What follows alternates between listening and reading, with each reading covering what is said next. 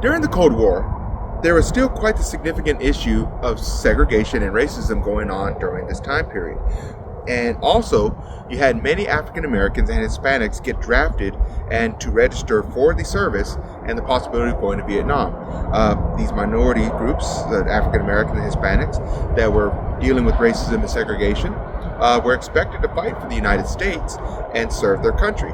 And many openly criticized that, especially a boxer by the name of Muhammad Ali, who's considered by many as the greatest heavyweight of all time. Now, Muhammad Ali was already the champion of the world when, for some reason, he got drafted by the United States. And when he got drafted, he was expected to go serve for the country. He was expected to go register. Now, I do not know if he was actually ever going to be sent to Vietnam, but I did find that puzzling myself that the heavyweight champ was actually expected to register for the draft. And he refused.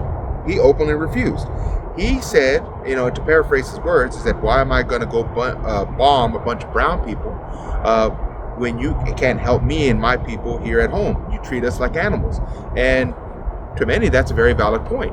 Like, he can't even get treated equally in his own country, but is expected to fight for his country and die for his country.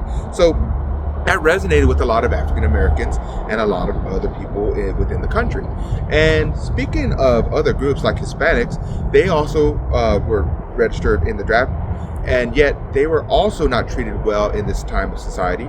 And Hispanics at the time didn't have a big outlet to express themselves, so one of the ways they were able to do that is what they called the Chicano movement. Now, this is a mural here at Aslan Park in Lubbock, and although this mural was not painted during the time of the 70s, it still represents what a lot of artists did at that time to represent Hispanic pride, Hispanic culture, and you saw this thrive in Texas and California during this time period. It was similar to, in a way, to the Harlem Renaissance, where Chicanos were able to showcase their pride and heritage, which they had never done before.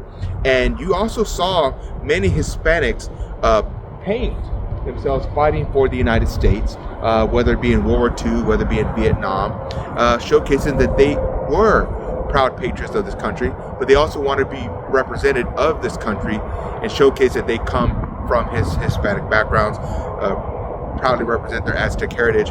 But more than anything, they wanted to be treated equally and they wanted to be accepted.